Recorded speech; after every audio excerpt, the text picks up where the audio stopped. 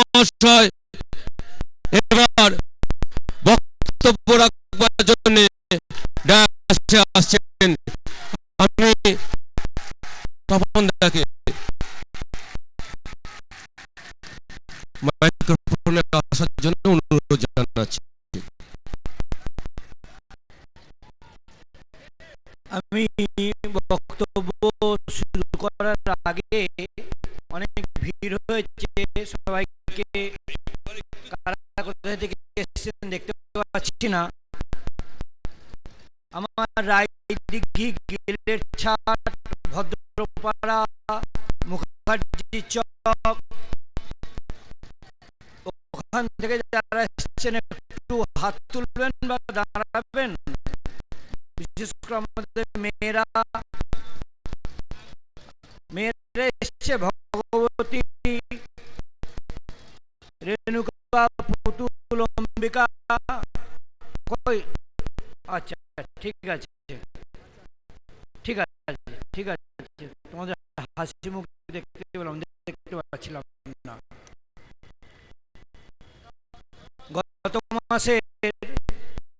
গত মাসের না, ডিসেম্বরের 29 তারিখে রায়দিঘি গিলের ছাট, সেখানে মুসলমানরা হিন্দুর জায়গা দখল করতে আসছিল। হিন্দুর বাড়ির সামনে পিডব্লিউডি জায়গা, ইরিগেশনের জায়গা দখল করতে আসছিল। ওদের সংখ্যা তো যে সব জায়গায় দখল করে নিচ্ছে,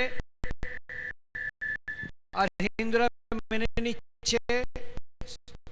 আমি বলেছি না, লড়াই করতে হবে, আটকাতে হবে। ওরা আটকাতে গিয়ে এই মেয়েরা, ওখানে মেয়েরা লড়াই করেছে এবং মেয়েরা প্রচন্ড মার খেয়েছে। তাদের বুকের উপরে ওই দখলকারী মুসলিমরা বসে তাদের জামা কাপড় ছিঁড়ে তাদের উপর অত্যাচার করেছে। তাদের পাশে দাঁড়ানোর চেষ্টা করেছি, কিন্তু তাও অনেক তাদের উপর অত্যাচার হয়েছে। আমি দেখতে পাচ্ছিলাম না বলে একটু ঘাবড়ে যাচ্ছিলাম যে লড়াই কি তারা ছেড়ে দিচ্ছে নাকি। তাই দেখে নিলাম যে তারা এসেছে কিনা।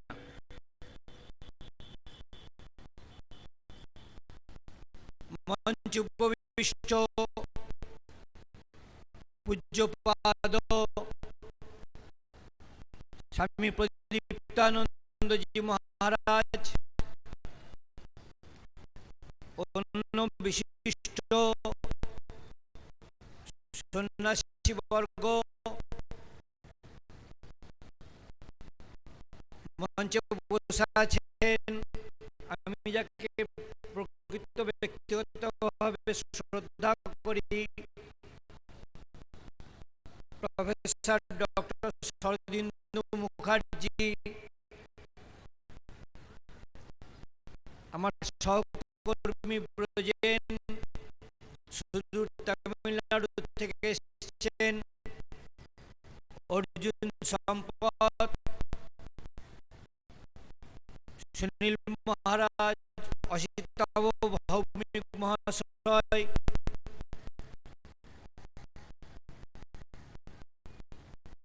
এদের সকলকে আমি শ্রদ্ধা জানাচ্ছি, কৃতজ্ঞতা জানাচ্ছি। তারা এসে আমাদেরকে উৎসাহ দিচ্ছেন, শক্তি যোগাচ্ছেন বলে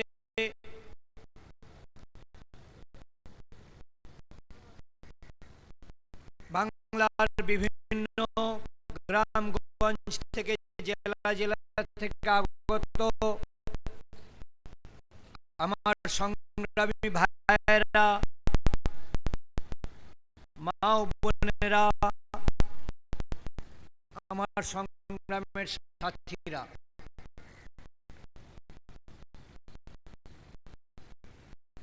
আমি মনে করি যে বক্তৃতা করার কোনো প্রয়োজন নেই। মূল একটা আশ্বাস নেওয়ার জন্য এখানে যুবকরা আসে যে আমরা গ্রামে গ্রামে যে লড়াই করছি মুসলিম আধিপত্যবাদের বিরুদ্ধে, অত্যাচারের বিরুদ্ধে, দখলদারির বিরুদ্ধে যে লড়াই করছি,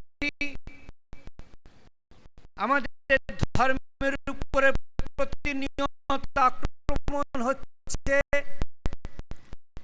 এই কয়েকদিন আগে নৈহাটির হাজিনগরে আমাদের ধর্মীয় শোভাযাত্রা ভেঙে মূর্তি ভেঙে দেওয়া হয়েছে।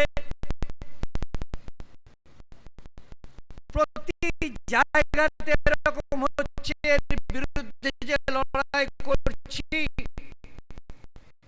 এই লড়াইটা কি আমরা একাই করছি? এটা কি বিচ্ছিন্ন লড়াই, নাকি আরো অন্য কোথাও কেউ লড়াই করছে? মনে একটা প্রশ্ন নিয়ে আসে। আর মনে দ্বিতীয় প্রশ্ন নিয়ে আসে যে এই লড়াইতে আমরা কোন জায়গা থেকে সাহায্য পাবো তো? কেউ সাহায্য করবে তো? এই দ্বিতীয় প্রশ্নটা নিয়ে এখানে আসে এবং সেই জন্য প্রত্যেক বছরই আমি মঞ্চে উপস্থিত করি শুধু বাংলার ব্যক্তিত্বকে নয়, আমি দিল্লি, বম্বে, অন্য জায়গা থেকে নিয়ে আসছি, আবার তামিলনাড়ু থেকে নিয়ে এসছি, আর তার সঙ্গে সঙ্গে আমি ইংল্যান্ড, আমেরিকা থেকেও নিয়ে আসছি। দুটো জিনিস বোঝাতে নিয়ে আসছি যে দেখো ভাই, এই বাংলার গ্রামে গঞ্জে হিন্দুর উপরে যে অত্যাচার চলছে, সেই অত্যাচার সম্বন্ধে তারা সচেতন আছেন, তারা জানেন।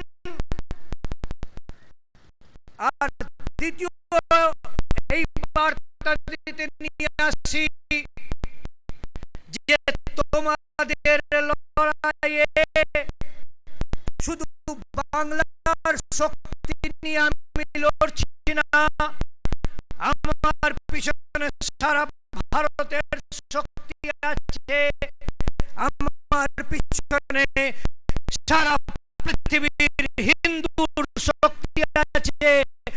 আর শুধু হিন্দুর শক্তি নয়, এই ইসলামের মৌলবাদের বিরুদ্ধে হিন্দু অনেক মানুষ, খ্রিস্টান, ইহুদি, তারাও লড়াই করছে, তাদের সমর্থন আছে।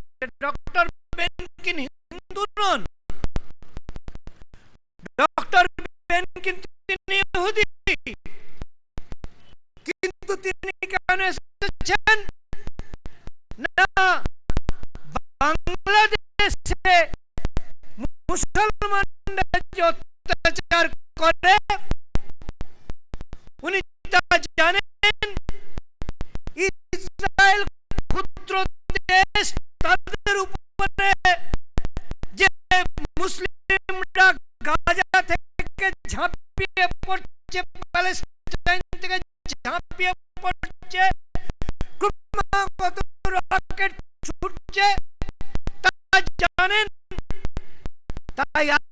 আজকে আর শুধু এটা হিন্দুর লড়াই নয়, আজকে এই লড়াই যেন গোটা পৃথিবীর সভ্য মানুষের লড়াইয়ে পরিণত হয়েছে বন্ধু।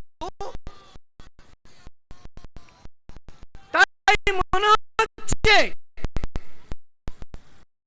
যে স্যামুয়েল পি হান্টিংটন যে বইটা লিখেছিলেন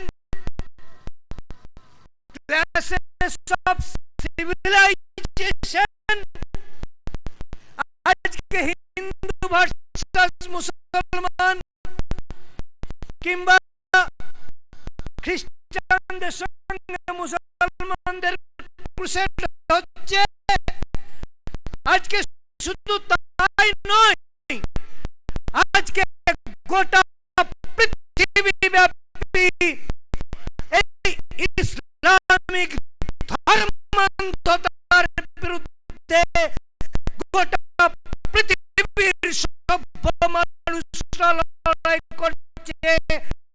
আর আমরা পশ্চিমবঙ্গের বুকে ডিসাইসিভলি সেই লড়াইতে অংশগ্রহণ করেছি বিশ্বের মানব সভ্যতাকে বাঁচানোর জন্য। আমি জানি যে কার্তিক মহারাজ মানে স্বামী প্রদীপ্তানন্দজির বক্তৃতা এবং আমার বক্তৃতা রেকর্ড করার জন্য কমপক্ষে পুলিশের 10টা ভিডিও ক্যামেরা এখানে রেকর্ড করছে। ওই রাজনৈতিক কন্ট্রোল রুমে বসে ডিসিশন হবে এদের পিছনে বাম্বু দিতে হবে কিনা।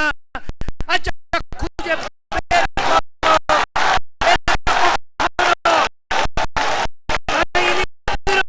কোনো কথা বলল কিনা।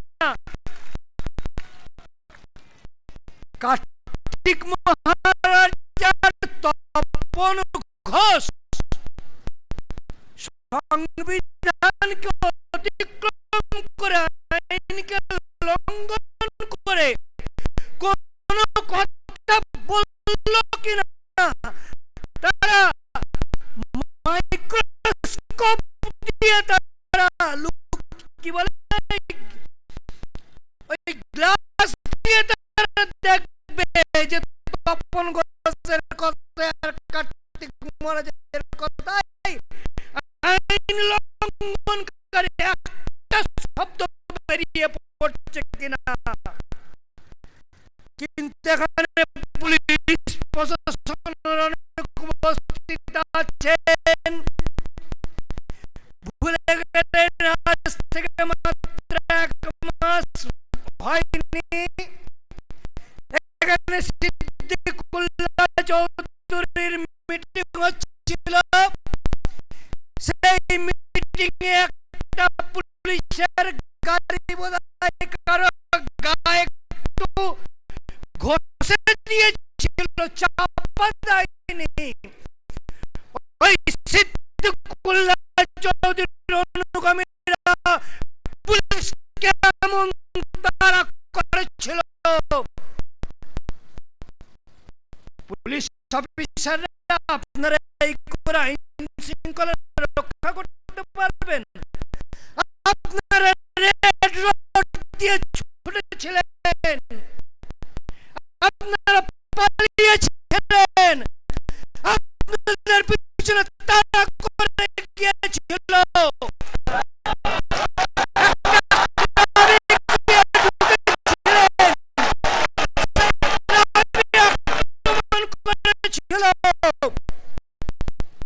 এবং আপনাদের দুজন জয়েন্ট সিপি সেদিন মার খেয়েছিলেন, আপনাদের দুজন ডিসিপি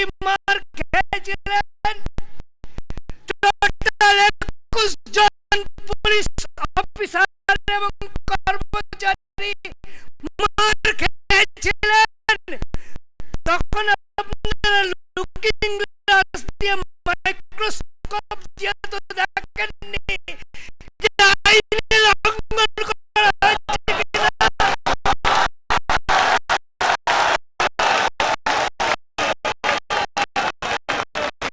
আর তার দুদিন পরে আপনাদের কমিশনার মহাশয় ওই 6.5 ফুট হাইটের কর্পোরাস্ত মহাশয় তিনি একটি বিবৃতি দিলেন, আমার পুলিশরা সেদিন খুব ভালো কাজ করেছে, দক্ষতার সঙ্গে কাজ করেছে। কি দক্ষতা? না তারা মার খেয়ে তারা শান্তি শৃঙ্খলা বজায় রেখেছে। মুসলমানের হাতে দুজন জয়েন্ট সিপি আর দুজন ডিসিপি মার খেয়ে তারা মুসলমানদেরকে শান্ত রেখেছে। কত দক্ষতার সঙ্গে পুলিশরা কাজ করেছে। আপনারা এই অবস্থা নিয়ে কলকাতার শান্তি শৃঙ্খলা বজায় রাখতে পারবেন? আপনাদেরকে যদি মার খেয়ে শান্তি শৃঙ্খলা বজায় রাখতে হয় তাহলে সাধারণ মানুষের উপরে যখন ওরা ঝাঁপিয়ে পড়বে তখন আপনারা সাধারণ মানুষকে রক্ষা করতে পারবেন কি? আপনারা নিজেরা মার খাচ্ছেন, আপনাদের 3 স্টার ওয়ালারা মার খাচ্ছে, কিন্তু কিছু বলা যাবে না। কেন? তার কারণ এর নাম ধর্মনিরপেক্ষতা।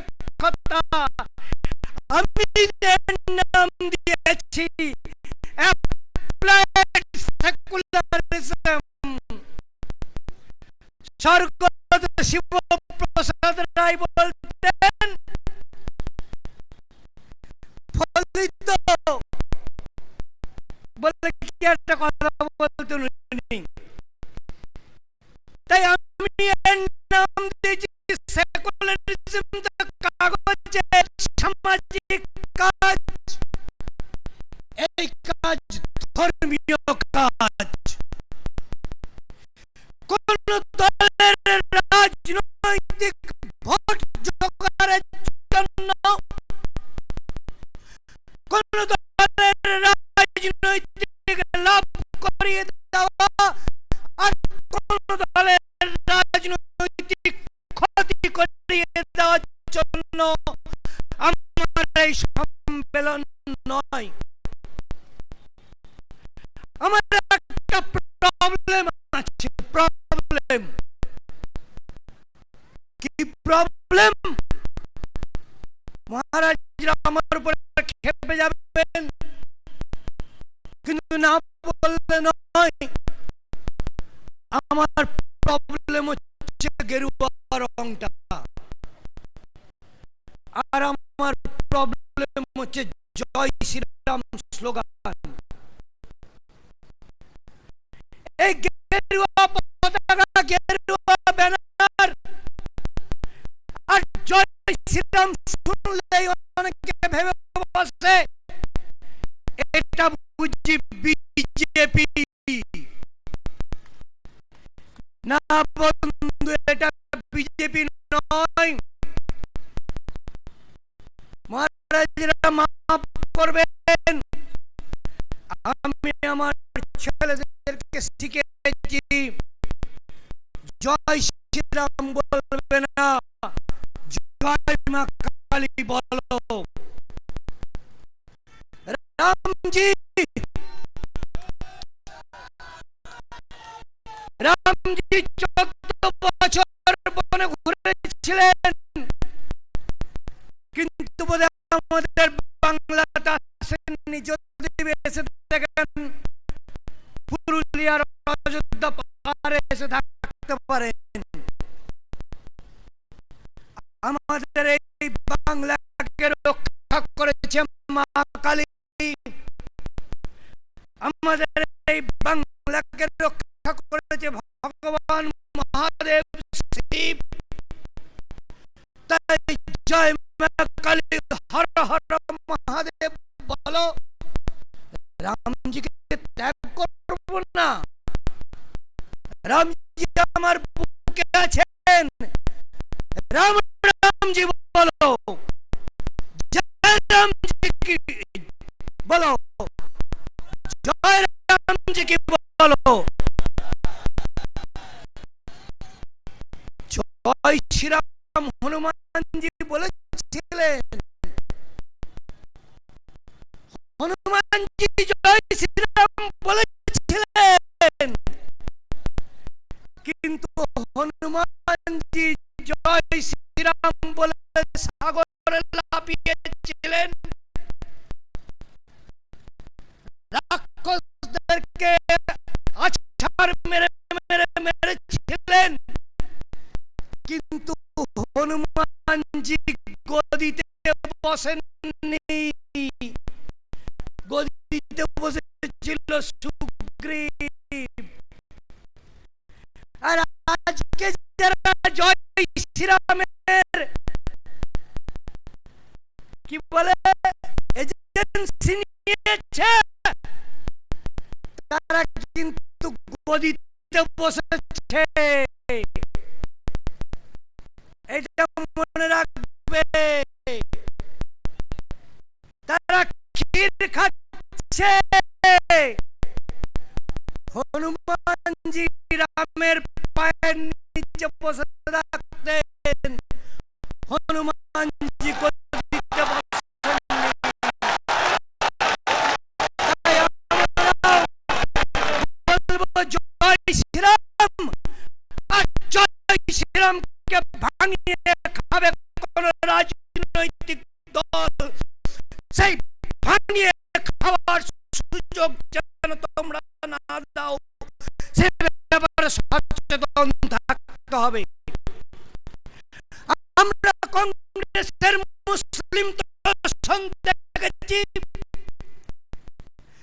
কংগ্রেসের মুসলিম দর্শন 1923 সালে যখন কেরলের মালাবারে হিন্দু মেয়েদেরকে ধর্ষণ করা হয়েছে, তখন গান্ধী, মিস্টার গান্ধী বলেছেন কি করব বলো, every Muslim is a bully and every Hindu is a coward. মানে তিনি নিন্দা করলেন না।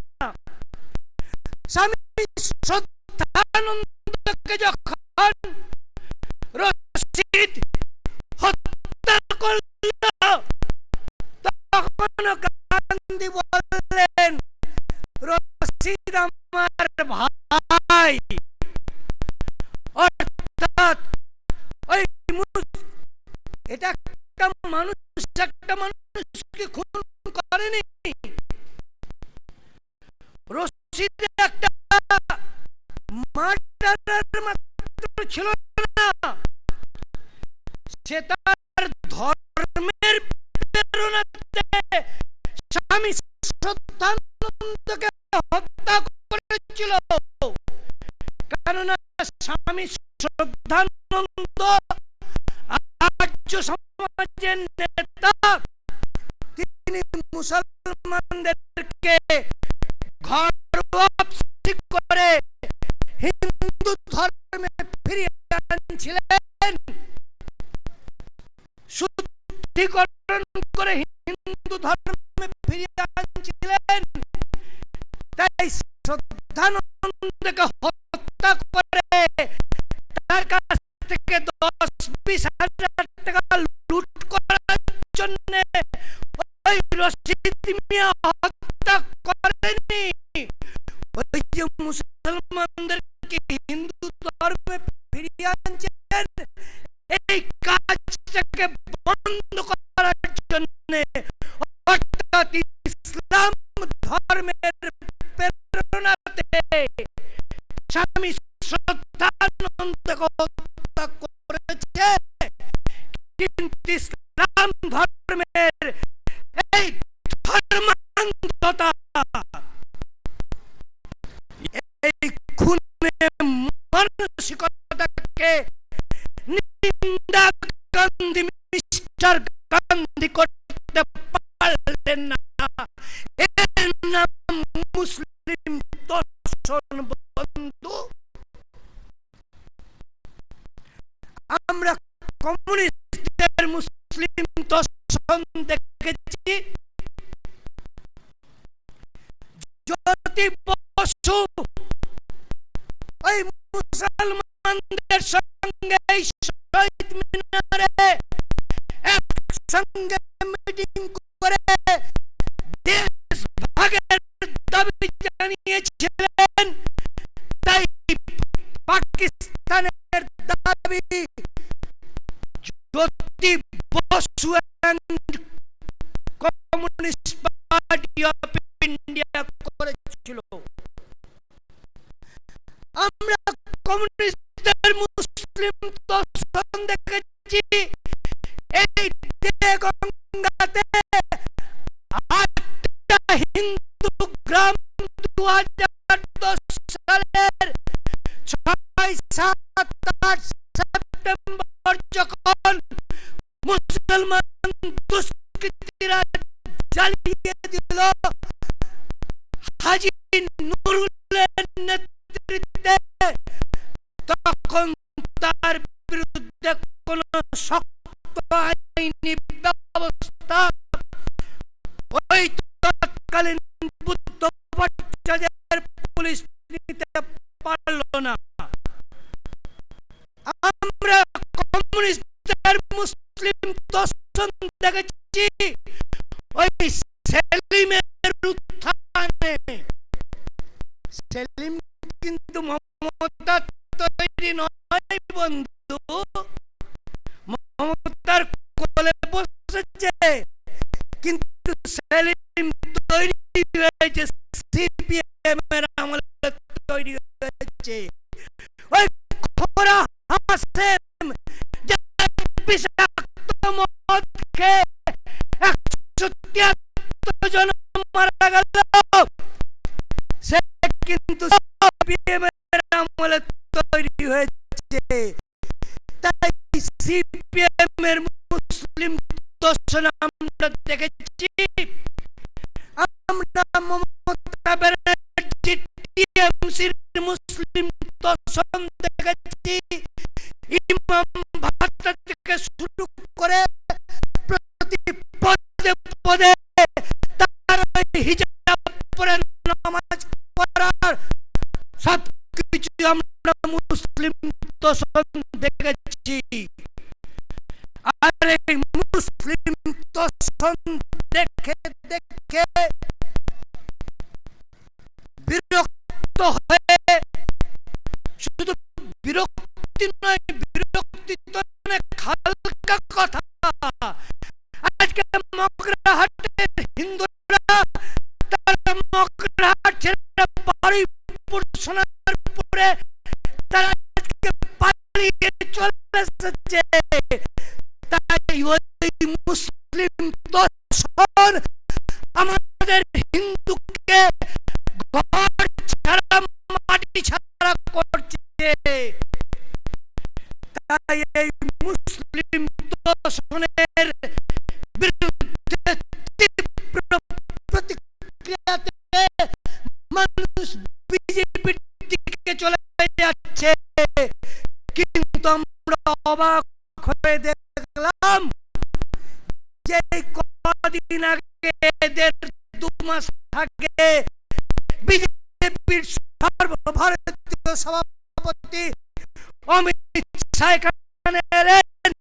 তিনি ওই ভিক্টোরিয়া হাউসের সামনে বিরাট মঞ্চ থেকে নরেন্দ্র মোদীর প্রতিনিধি অমিত শাহ তিনি তৃণমূলের আক্রমণে যে বিজেপির কর্মীরা আহত নিহত হয়েছে তাদের মধ্যে 4 জনকে 50,000 টাকার করে চেক তুলে দিলেন তাদের পরিবারের হাতে।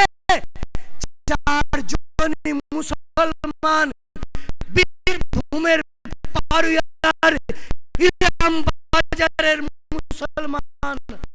আমি অবাক হয়ে ভাবলাম এরা কদিন বিজেপি করছে ভাই? এরা তো 15 দিন, কেউ 1 মাস, কেউ 1.5 মাস বিজেপি করছে। তাদেরকে মারছে কারা? ওরা টিএমসি থেকে এসছে, সিপিএম থেকে এসছে। তাদেরকে মারছে কারা? ওই টিএমসি মুসলমানরা মারছে। আর তাদের জন্য ওখানে ইলাম বাজারে 100টা গাড়ি গিয়েছিল, কিন্তু সন্দেশখালীতে ওই শাহজাহান শেখের হাতে ওই বিজেপির হিন্দুরা মার খেয়েছে। 26 জনকে গুলি করেছে। তাদের কারো কথা বিজেপি নেতাদের মনে পড়ল না। তাদেরকে 5,000 টাকার করে চেক তুলে দেওয়ার কথা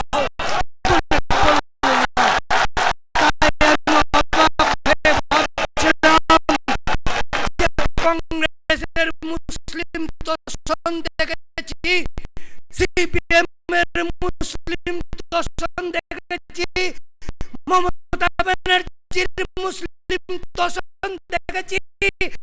এরপরে কি আমাদেরকে বিজেপির মুসলিম দর্শন দেখতে হবে? কিন্তু সেই দেখতে দেখতে আমরা তো আর এই বাংলাতে টিকে থাকতে পারবো না। আমাদের পাত্তারি গুটিয়ে ওই লালু নীতিশের বিহার, নাহলে শিবু সোরেনের ঝাড়খণ্ডে গিয়ে আশ্রয় নিতে হবে। যে কথা কার্তিক মহারাজ বলেছেন, যে কোনো ভট্টাচার্য, বসুমিত্র আর এখানে মুখ্যমন্ত্রী হবে না।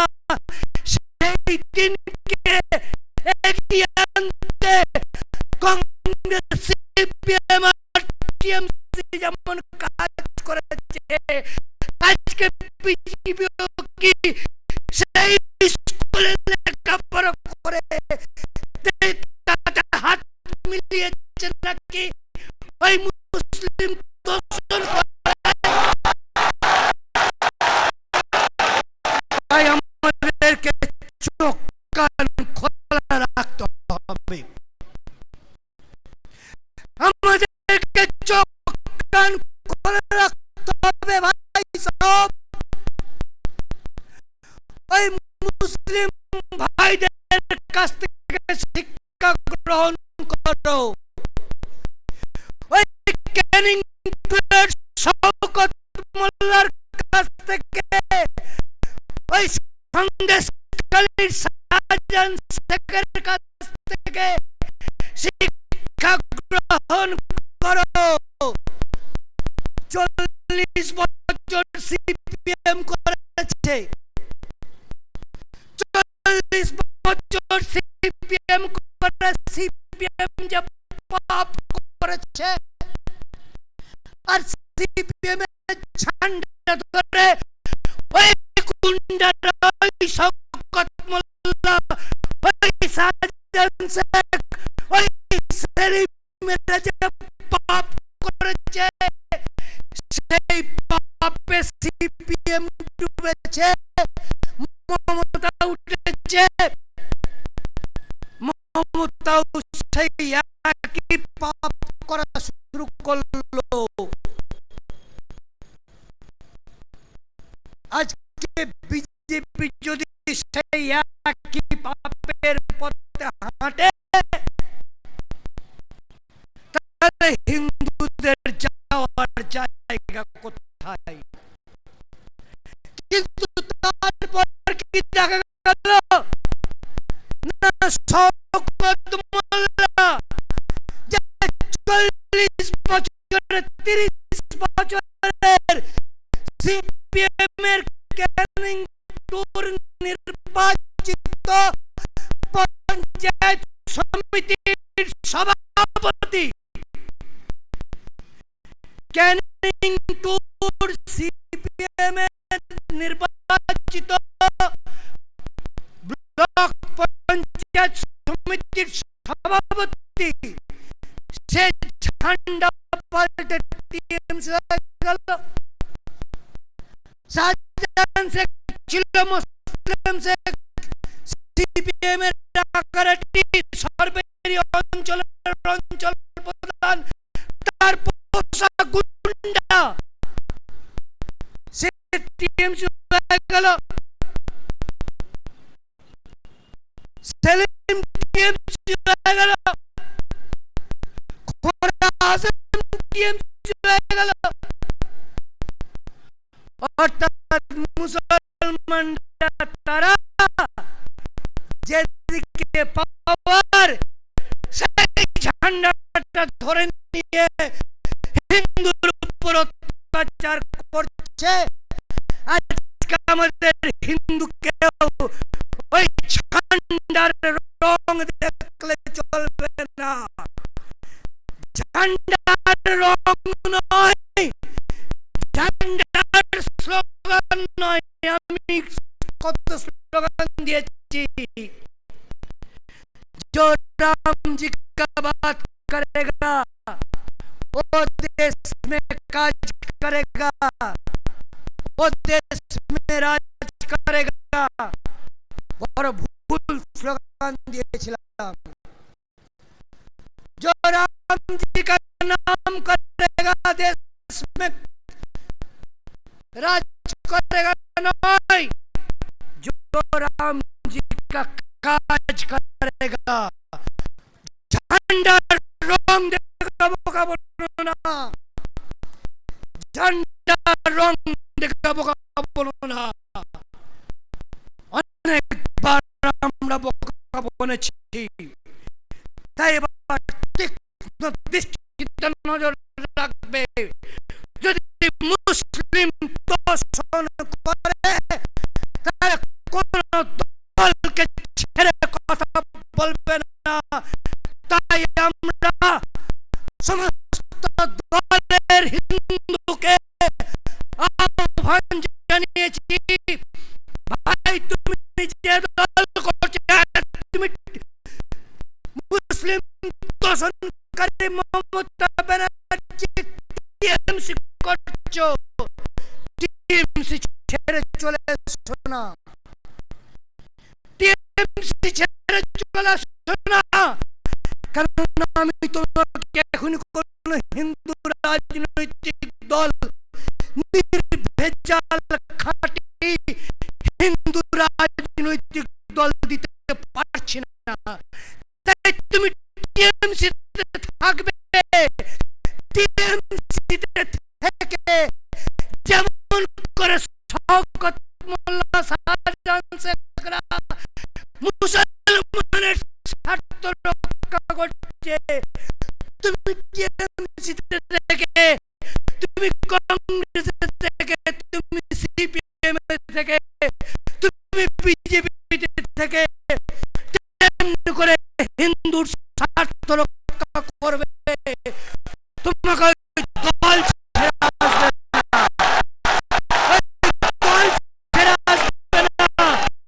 ওই দলের থেকে, ওই দল কেন না, আমি কোন দলকে তো হিন্দু প্রেমী দল, খাঁটি হিন্দু স্বার্থ রক্ষাকারী দল আমি তো বলতে পারছি না বন্ধু।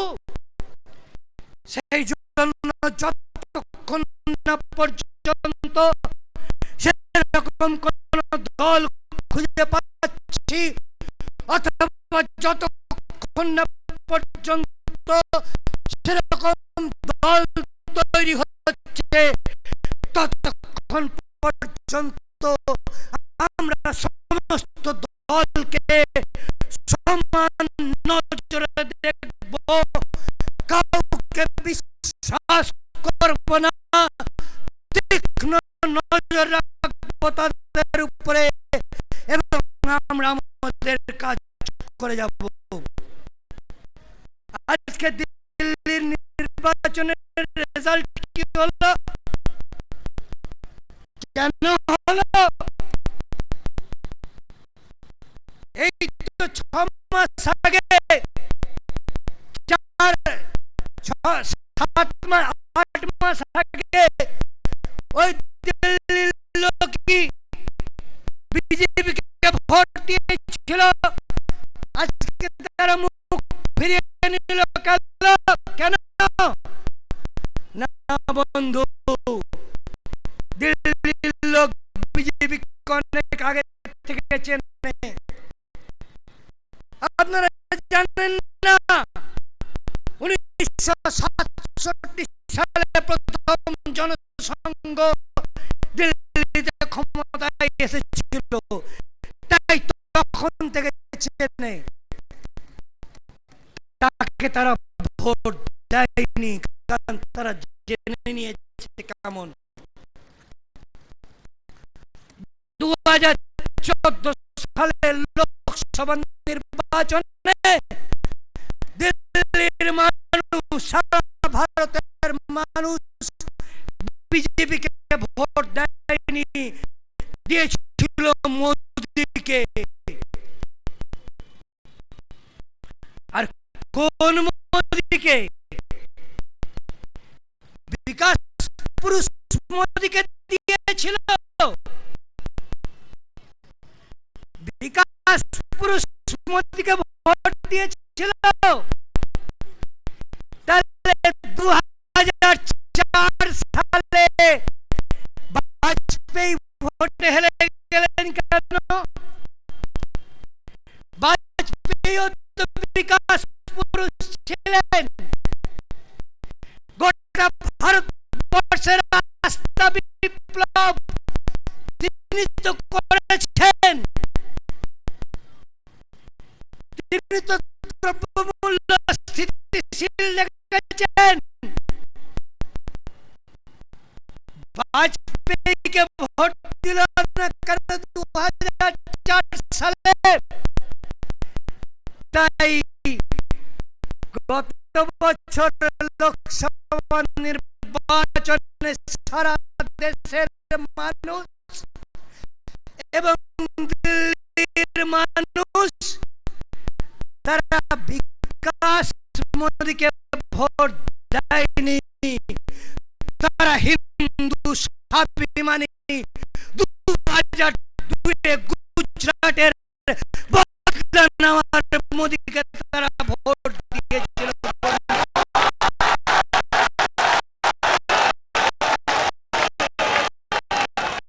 যখন আমাদের গুজরাটে, যখন গুজরাটের গোধরাতে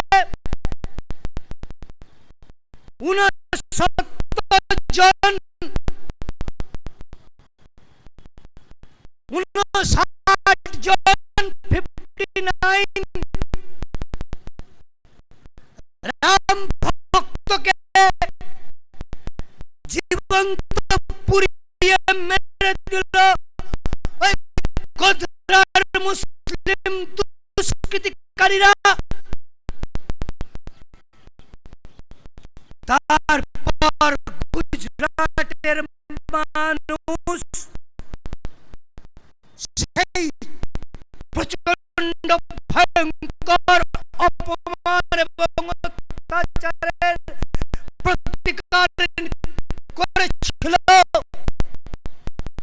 বদলা নিয়েছিল।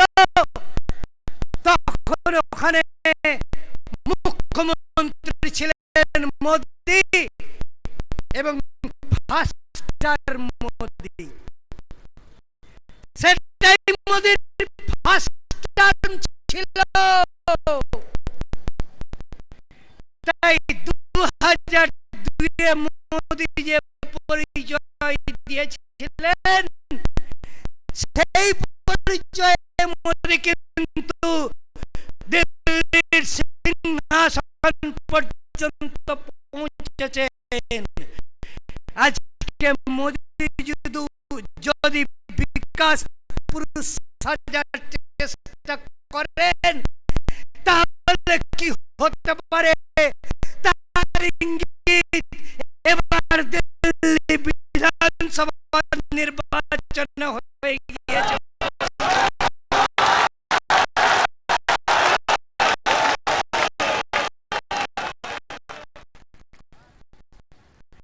সেই জন্য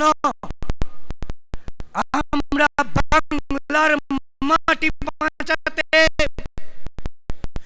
বাংলার মা বোনের ইজ্জত বাঁচাতে, বাংলার মঠ মন্দির বাঁচাতে, বাংলার দেব মূর্তি বাঁচাতে, বাংলার ধর্মীয় উৎসব অনুষ্ঠান বাঁচাতে, বাংলার বিসর্জনের শোভাযাত্রা বাঁচাতে আজকে হিন্দু শক্তি, অরাজনৈতিক হিন্দু শক্তি আমরা গড়ে তুলব, সেই কাজে আমরা এগোচ্ছি।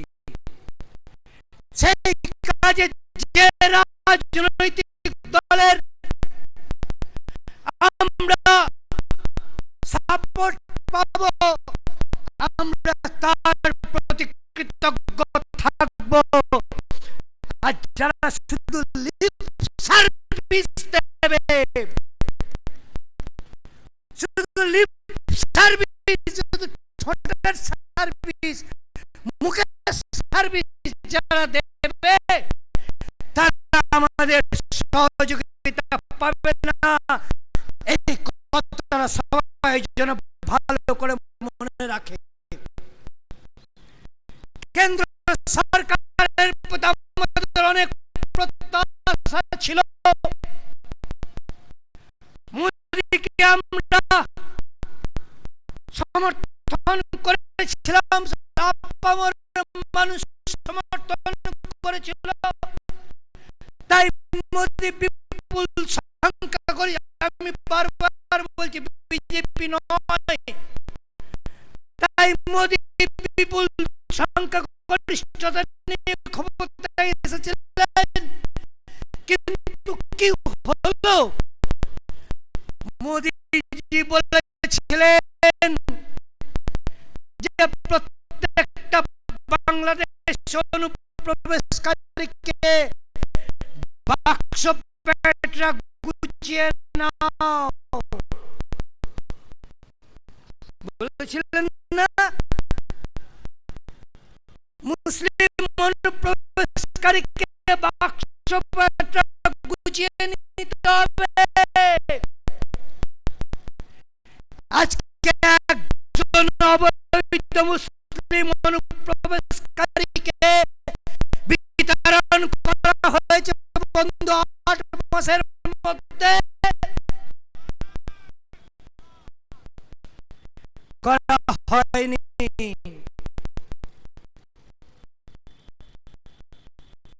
মোদিজি যে প্রতিশ্রুতি দিয়েছিলেন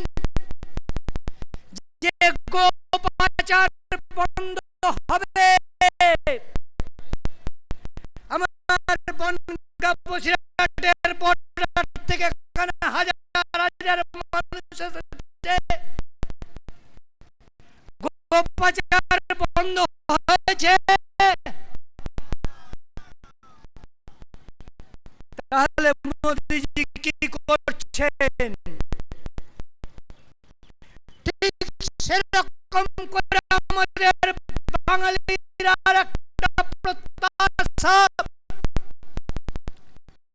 যে নেতাজি সুভাষ চন্দ্রের অন্তর্ধান রহস্য আমরা এখনো জানতে পারিনি কংগ্রেস কমিউনিস্টদের যৌথ চক্রান্তে রাশিয়াতে নেতাজি আটকা ছিলেন। নেহেরু এবং স্ট্যালিনের যৌথ চক্রান্তে নেতাজি হারিয়ে গিয়েছেন, কিন্তু তার সমস্ত ফাইল কেন্দ্র সরকারের দপ্তরে আছে। 100টা ফাইল আছে কেন্দ্র সরকারের কাছে, আর 18টা ফাইল আছে রাজ্য সরকারের কাছে। বন্ধু, এই ফাইলগুলো আজকে 50 বছর হয়ে গিয়েছে। এগুলো ডিক্লাসিফাই হয়ে যাওয়ার কথা, অর্থাৎ ওপেন হয়ে উন্মোচন হয়ে যাওয়ার কথা। আমরা জানতে পারবো আমাদের প্রিয় নেতাজির কি হলো, কিন্তু জানতে পারছি না। মোদিজি প্রতিশ্রুতি দিয়েছিলেন যে আমি ক্ষমতায় আসলে নেতাজি ফাইল খুলে দেব। নেতাজি কিভাবে হারিয়ে গেলেন? আমাদের সেই মণিপুরের রণাঙ্গনে যুদ্ধ করা, সেই ইম্ফলের ময়রাঙ্গের রণাঙ্গনে যুদ্ধ করা, ওই আজাদিন ফৌজের সৈন্যদের সঙ্গে এক ঢোক জল ভাগ করে খাওয়া, 8খানা রুটি ভাগ করে খাওয়া। আমাদের সেই নেতাজি কিভাবে হারিয়ে গেলেন সে রহস্য আমরা জানতে পারবো, কিন্তু এখন তারা বলছেন না, নেতাজি ফাইল খোলা যাবে না। নেতাজি ফাইল খুললে নাকি আন্তর্জাতিক সম্পর্কের ক্ষতি হবে আর দেশে অস্থিরতা সৃষ্টি হবে। তাহলে জিজ্ঞাসা করি যে নরেন্দ্র মোদী বিবেকানন্দের নাম নেন, যে বিবেকানন্দের নামে তার নিজের নাম নরেন্দ্র ভেবেছিলাম, তখন এক বিবেকানন্দকে পেয়েছিলাম 1893 সালে শিকাগোর ধর্ম মহাসভায়। আমরা বোধহয় 2014 আর এক নরেন্দ্রকে পেলাম। এই নরেন্দ্র হয়তো বিবেকানন্দ হতে পারেন। সেই বিবেকানন্দ বলেছিলেন সত্যের জন্য সব কিছুকে ত্যাগ করা যায়, কিন্তু কোন কিছুর জন্য সত্যকে ত্যাগ করা যায় না। আজকে তাহলে নরেন্দ্র মোদীজি আপনি নেতাজি ফাইল উন্মোচন করে বিবেকানন্দের সেই কথাকে আপনি পালন করুন, সত্যকে জানতে দিন। নেতাজি কি করে হারিয়ে গেলেন সে কথা আমরা যেন জানতে পারি।